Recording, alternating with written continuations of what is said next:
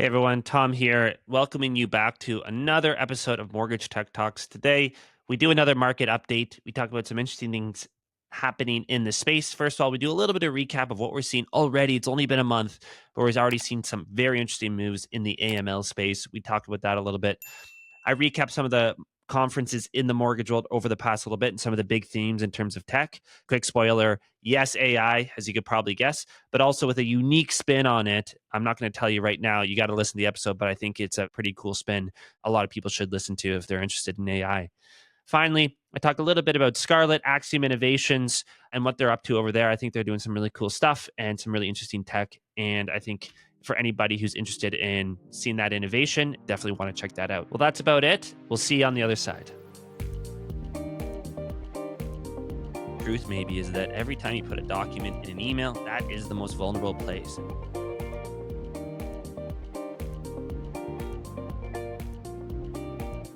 Hello, everyone. Welcome back to another episode of Mortgage Tech Talks.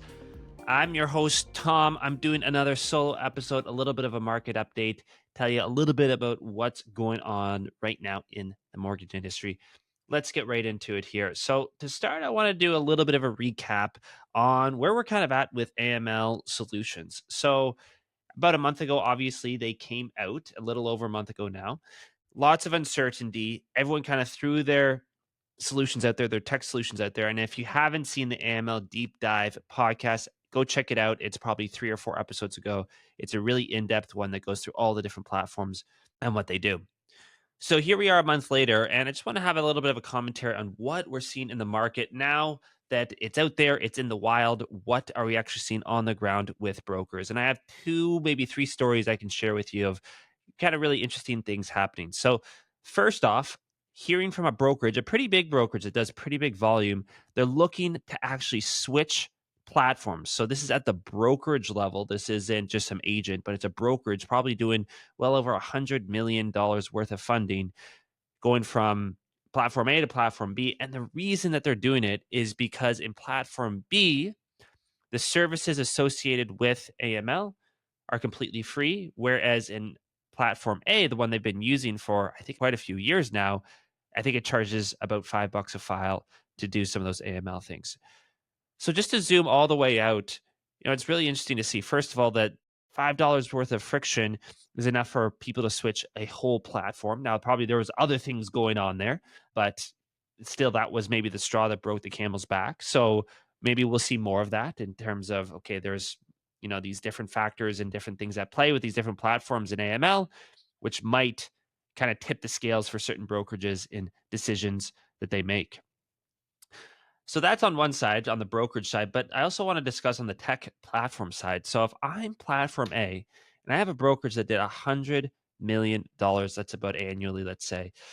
And so we've done a full episode on how these deal submission platforms make money. So I won't go too deep into it, but the punchline is that it's all really volume based. So if someone's doing $100 million, you earn about 5 bips on that as a submission platform. And so what does that work out to? I think it's about $50,000 a year that you are making on that platform. So it's a really interesting thing. And, maybe these platforms will learn from it very quickly, where it's like, hey, for $5 a file, I'm charging, but I'm losing on the back end, $50,000 a year. Hopefully this brokerage isn't doing 10,000 deals a year. Maybe they are, maybe they're not. But that's a huge, huge number, right? And so I think it just is an interesting strategy and an interesting dynamic at play. It's always been this case where these deal submission platforms, they really just make money on people using it and submitting through it. And so they have all the incentive in the world to, on the front end and some of these other services, making them free, making it easier to use. So it's just another dynamic at play. And I would guess that maybe some of these platforms that we're charging for these services are going to learn really quick. I think, you don't need too many of these $50,000 events to go down for you to say, hey, maybe we shouldn't be, I don't want to say nickel and diming because there is a cost associated with some of these AML services, but for lack of a better word, yeah, nickel and diming the broker, $5 a file. Hey, I'll just make that on the back end and I'll just eat that cost. I think that's going to happen. Yes. But then the further downstream thing of that then is these deal submission platforms then become less profitable.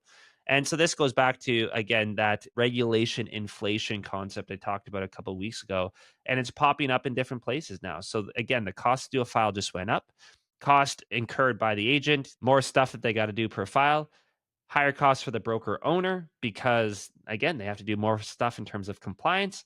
But now we're actually seeing higher costs for those deal submission platforms. So across the board, people are seeing more and more costs, and it's just interesting to see. Another quick example, I'll just say switching platforms, but at the agent level. This is very much so what I predicted. One person I talked to this week said, "Hey, I'm switching over from Filogix to Velocity simply because my brokerage is using Velocity, and to do these AML things that I need to do, Velocity is the best place to do it." And so, without making a comment on Filogix versus Velocity, if you want to see that commentary, go see that previous episode.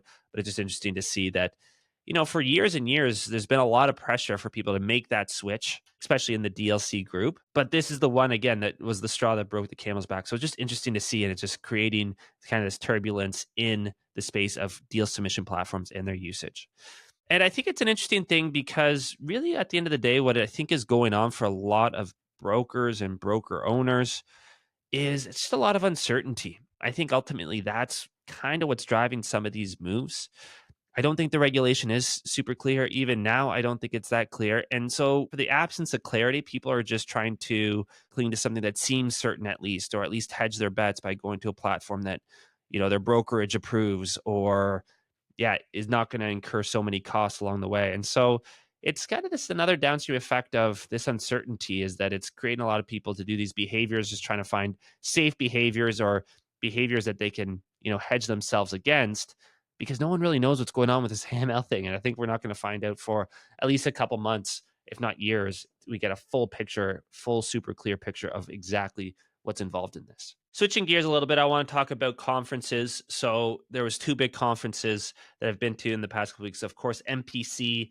As a recap, it's always an interesting time. Always great to meet lender partners, fellow brokers, see some great speakers. On the tech side of things, as expected, AI was all the buzz, and I think that that's good. I think it's good that people are keeping their ears up and being curious about these types of things.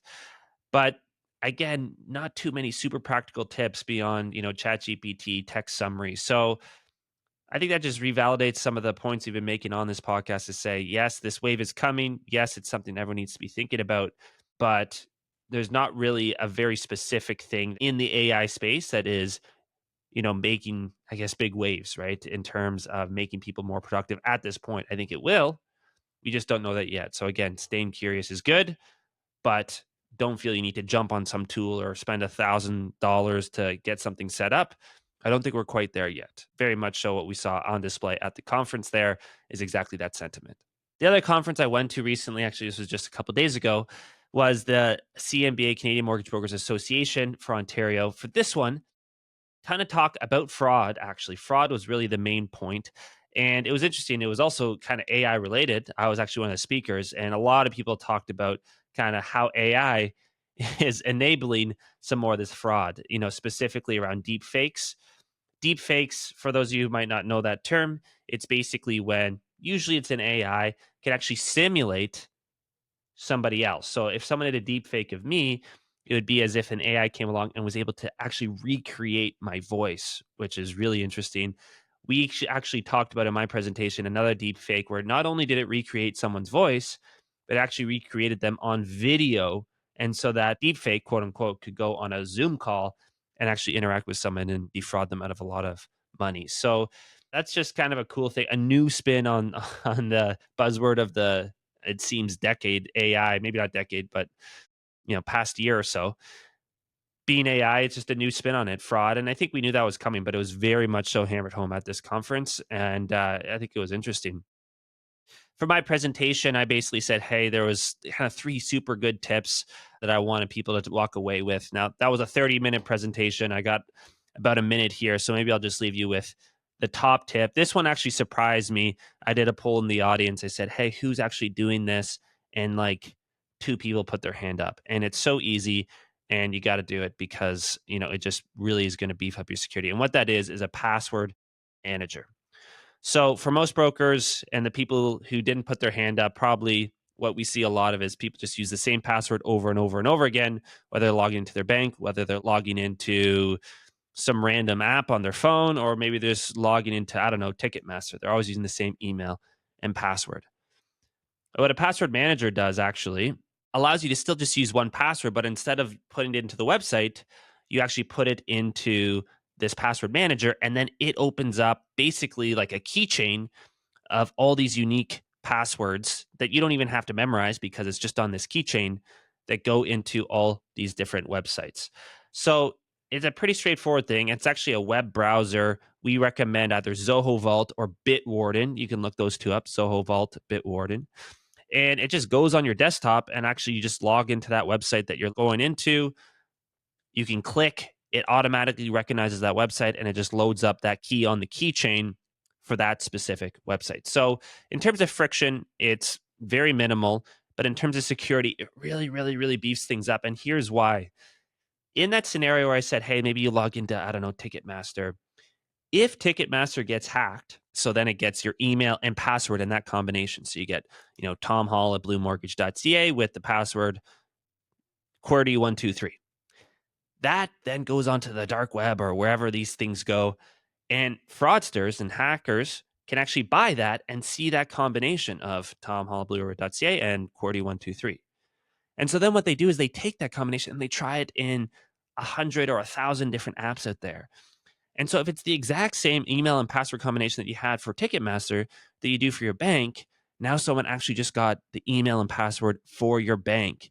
It's very scary and it's very serious. And so, yeah, if you're using these password managers, instead of having QWERTY123 as the password for Ticketmaster, it's some crazy jumbled thing. Just as it is for your bank, it's some crazy jumbled thing. So then when the fraudster or the hacker gets it, it's completely useless, right? It's not useful because they can't take that same thing and put it into the bank, because at the bank, it's a different key. And again, that key is on the keychain, which is your password manager. So I hope that makes sense, that explanation, but it's such an easy thing to do. And again, Bitwarden or Zoho Vault, they're two great things, and they're going to really beef up your security. And I think it's to be top of mind for you just personally. I think everyone should do it just to be safer online. But it's going to be these types of things where regulators are going to start demanding these types of things. So get used to it, because I think it's here to stay, and we're going to see more regulation as more of these types of new fraud vectors are going to be coming out. Okay, wrapping things up, the final thing I wanted to talk about today is Scarlett and some of the stuff they've been up to. So first and foremost, this kind of came across my desk. Actually going to share my screen for those who are watching it on YouTube. And basically what you can see here is they came out with a new, what they are calling a major upgrade. Really, from what I can understand of it, it's their client facing side of things, the things that, might be a link that you send to their client, and they're able to go in and put in their details about their mortgage. And of course, you can underwrite the deal. So a little bit here, and actually there's a full article. Andrew is a great guy, goes into detail about it, kind of why they're doing it. And, some of the highlights here are really about, I'll highlight this area saying, hey, it's a beautiful visual experience. And so, this sort of thing here, and you can see it very little bit. If anybody can see that on the screen, great. If you're listening, you can see just kind of like a very small snapshot of what this new experience looks like, and it does look good. I say it's kind of like the Finmo view. The Finmo was the first one to do it, and that they had, very distinct kind of chapters that they need to go through, and in each chapter is a very clear and obvious way that you type in the information. Yeah, and I think they've done a really good job with it. But I guess a couple points of commentary with this one. I think it's interesting that they're doubling down on the client experience. I think that that's a great way to differentiate. It's kind of a weird thing where, of course, the borrower is not the person who is ultimately the customer of Scarlett, but it's the customer's customer, right? So it's the broker's client who is the one who's receiving the benefit. And so they're basically betting that, hey, if we can make the experience really good for that end user, more brokers would want to use it. And, that's a good thing for us. And so interesting strategy there. The other thing I think, though, that's interesting is that I think since Dong Lee took over there, just really kind of seen them a lot more. I'm seeing them a lot more, them being Scarlett, I should be specific. And Dong Lee recently, a couple months ago, took over as the CEO or president, one of the two kind of top positions you would have at a company.